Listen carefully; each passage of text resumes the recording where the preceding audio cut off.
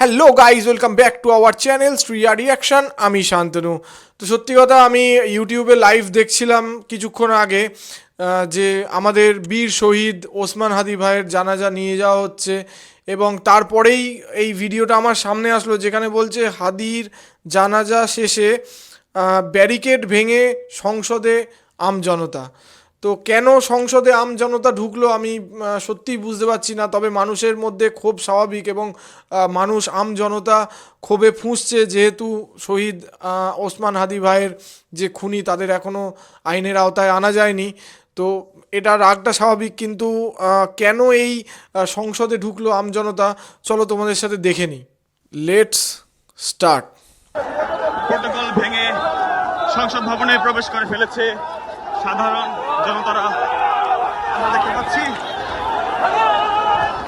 দর্শক আমরা দেখতে পাচ্ছি এই মুহূর্তে প্রোটোকল ভেঙে সংসদ ভবনে প্রবেশ করে ফেলছে। কত মানুষ, প্রচুর প্রচুর কাতারে কাতারে মানুষ। এগুলো ভালোবাসা ছাড়া অন্য কিছু হতে পারে না। এগুলো শুধু শহীদ হাদি ভাইয়ের মানে প্রতি মানুষের ভালোবাসা। প্রবেশ করে ফেলেছে সংসদ ভবনে, আমরা দেখতে পাচ্ছি।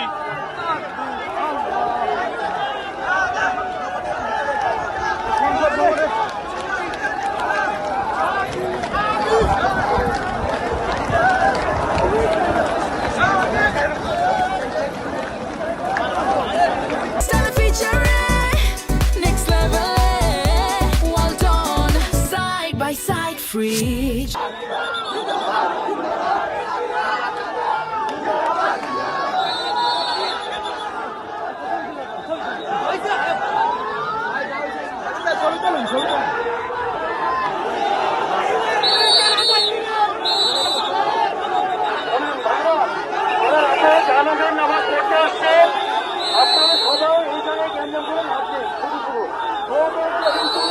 পুলিশ কন্ট্রোল করার চেষ্টা করছে আমজনতাকে।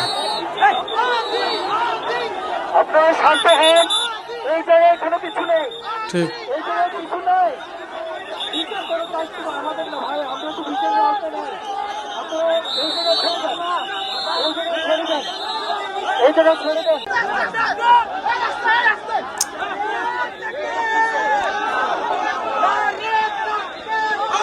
শহীদ হাদি ভাইয়ের কফিন নিয়ে যাওয়া হচ্ছে।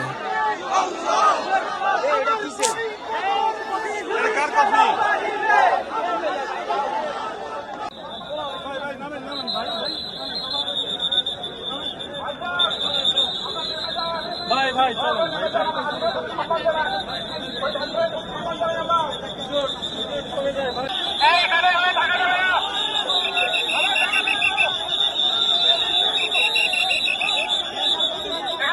যতটা পারছে পুলিশ কন্ট্রোল করার চেষ্টা করছে জনতা।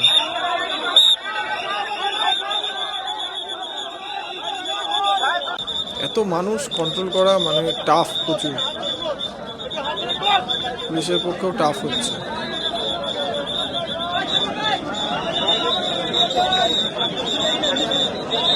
আচ্ছা, ব্যারিকেড করেছে পুলিশ, ব্যারিকেড করে সরিয়ে নিয়ে যাচ্ছে।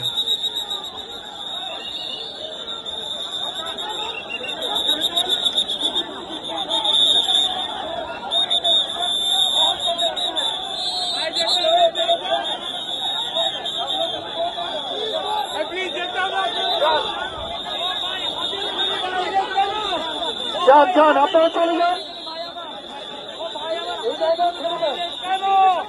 হাদির খুনি বাহিরে ঠিক, হাদির খুনি বাহিরে কেন? আমার প্রশাসন ভাইয়ের কাছে দাবি, হাদির খুনি বাহিরে ঠিক।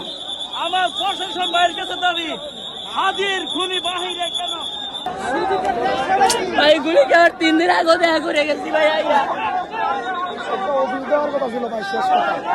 সারাইলে অফিসটা করতে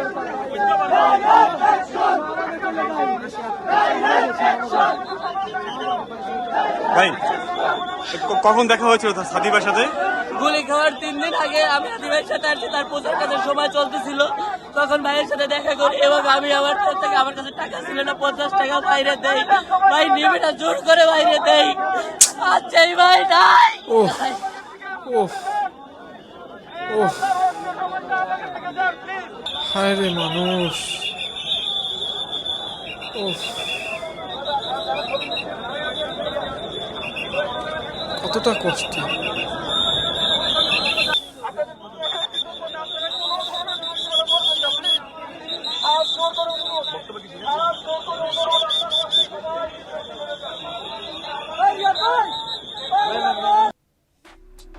সত্যি মানুষ, সত্যি ওই ভাইয়ের কথাটা শুনে আমার বুক কেঁদে উঠলো যে গুলি খাওয়ার 2 দিন আগে ওনার সাথে দেখা হয়েছে হাদি ভাইয়ের সাথে।